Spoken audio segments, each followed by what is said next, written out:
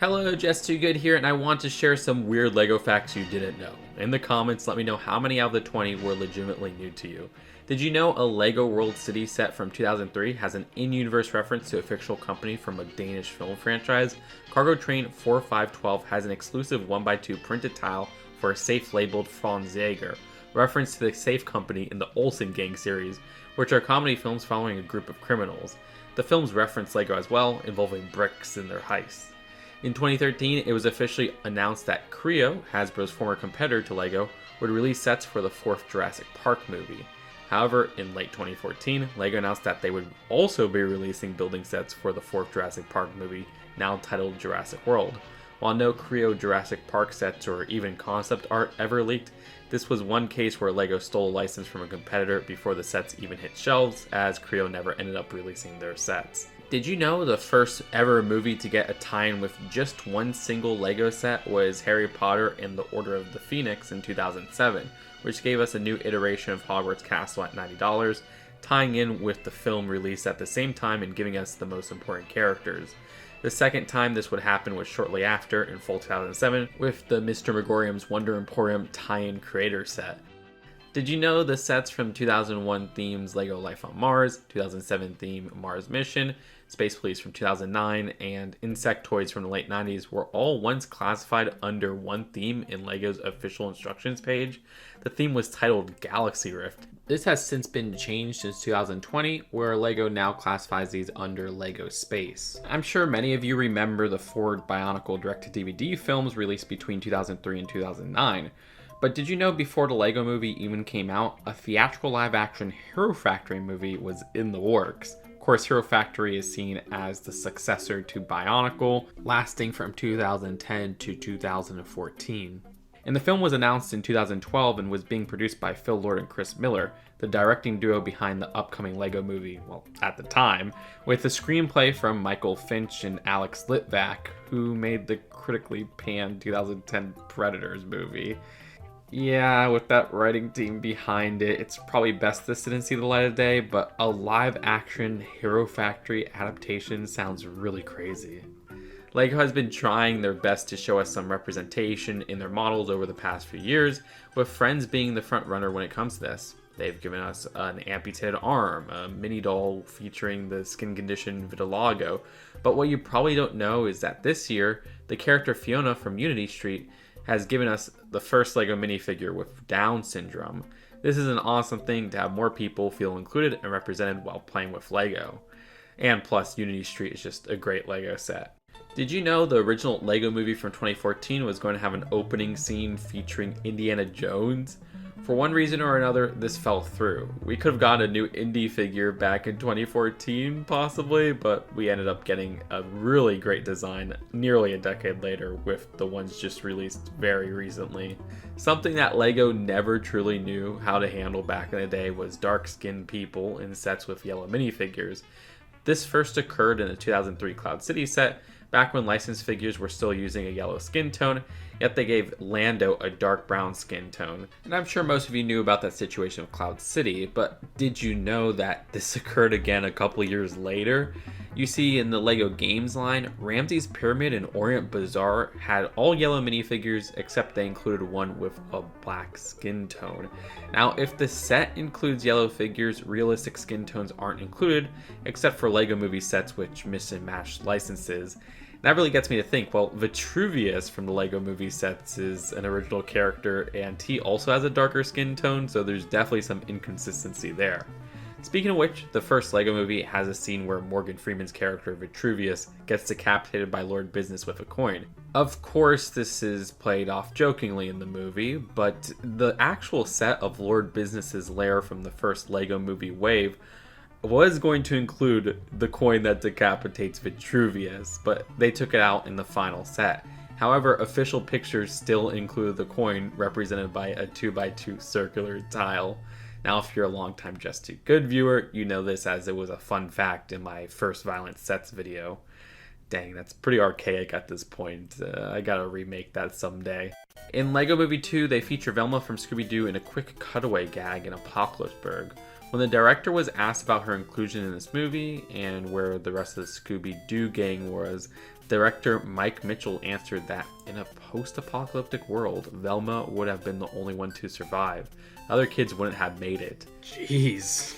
Did you know that LEGO gave out an exclusive Neil Armstrong moon landing footprint piece? Apparently, these were only given out in the Hungarian LEGO store in Budapest, making them extremely rare.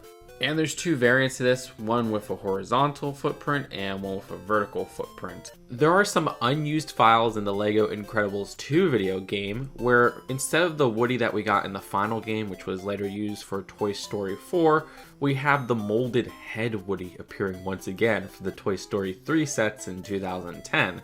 And the difference with those sets in this version is that the hat was removable. We actually get a look at Woody without the hat, and that's kind of crazy to me. Molded head Woody with no hat. Perhaps in Toy Story 4 LEGO sets they were originally going to go with molded heads, but that's just speculation on my part. Another crazy thing in the game files are images leading us to believe that LEGO was originally going to include John Lasseter and Brad Bird as playable characters, similar to the inclusion of Spielberg and Colin Trevorrow in the Jurassic World game. It's probably better LEGO didn't include Lasseter, as he was fired from Pixar over some very serious harassment allegations. Yikes.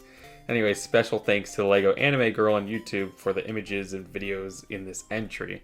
On the topic of video game files that ended up never being used, LEGO Dimension has a Barney Grumble minifigure from The Simpsons in the files, yet the figure never was used in the game, nor ever was turned into an official figure.